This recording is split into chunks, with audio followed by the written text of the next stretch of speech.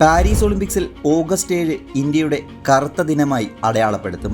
Olympic മെഡലിന് തൊട്ടരികെ നിന്ന വിനേഷ് ഫോഗട്ടിനെ തേടിയെത്തിയ അയോഗ്യത ഓരോ കായിക പ്രേമിയുടെയും ഇടനെഞ്ചിലെ തീയായി.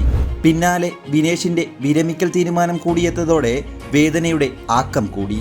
ഗുസ്തി ജയിച്ചു, ഞാൻ തോറ്റു, എന്നോട് ക്ഷമിക്കൂ, നിങ്ങളുടെ സ്വപ്നവും എൻ്റെ ധൈര്യവും തകർന്നിരിക്കുന്നു, എനിക്കിപ്പോൾ കൂടുതൽ ശക്തിയില്ല എന്നാണ് വിരമിക്കൽ പോസ്റ്റിൽ വിനേഷ് ഫോഗട്ട് കുറിച്ചത്.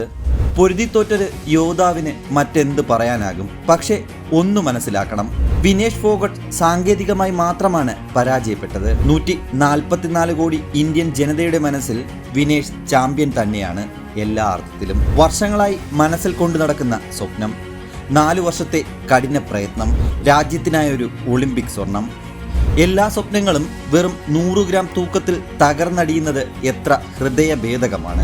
മെഡൽ പോഡിയത്തിന്റെ പടിവാതിലിൽ നിന്ന് തിരിച്ചിറങ്ങേണ്ടി വരുന്ന ഒരു കായിക താരത്തിന് അത് മരണതുല്യമാണ്.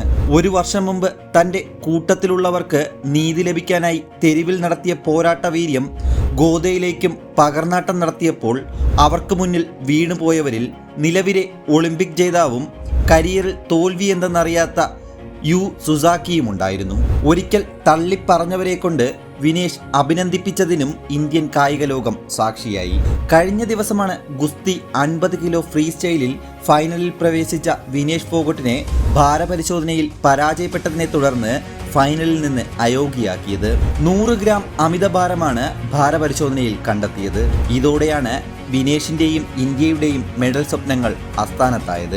കഴിഞ്ഞ ദിവസം നടന്ന സെമി ഫൈനലിൽ വിജയിച്ചതോടെ ഒളിമ്പിക്സ് ഫൈനലിൽ യോഗ്യത നേടുന്ന ആദ്യ ഇന്ത്യൻ വനിതാ ഗുസ്തി താരമെന്ന ചരിത്ര നേട്ടം വിനേഷ് ഫോഗട്ട് സ്വന്തമാക്കിയിരുന്നു. എന്നാൽ ഫൈനൽ മത്സരത്തിന് മണിക്കൂറുകൾ മാത്രം നിൽക്കെ അവർ അയോഗ്യയാക്കപ്പെട്ടപ്പോൾ നഷ്ടമായത് വർഷങ്ങളുടെ കാത്തിരിപ്പാണ്. സെമി ഫൈനലിനൊടുവിൽ 2.5 കിലോയിലധികം ഭാരം കൂട്ടിയിരുന്ന വിനേഷ് ഒരു രാത്രി മുഴുവൻ ഭക്ഷണം കഴിച്ചില്ല, ഉറങ്ങിയില്ല, വെള്ളം കുടിച്ചില്ല. വ്യായാമം ചെയ്ത് കലോറി എരിച്ചു കളയാൻ സാധ്യമായതെല്ലാം ചെയ്തു. രക്തമൂറ്റി, മുടി മുറിച്ചു, ഡ്രസ്സിന്റെ നീളം കുറച്ചു. പക്ഷേ അപ്പോഴും 100 ഗ്രാം ഭാരം വില്ലനായി. നിർഭാഗ്യം എന്ന വാക്കിന്റെ അർത്ഥം ഒരുപക്ഷെ വിനേഷിനോളം മനസ്സിലാക്കിയ ഒരാൾ ഈ നിമിഷം ഉണ്ടാകുമോ എന്ന കാര്യം സംശയമാണ്.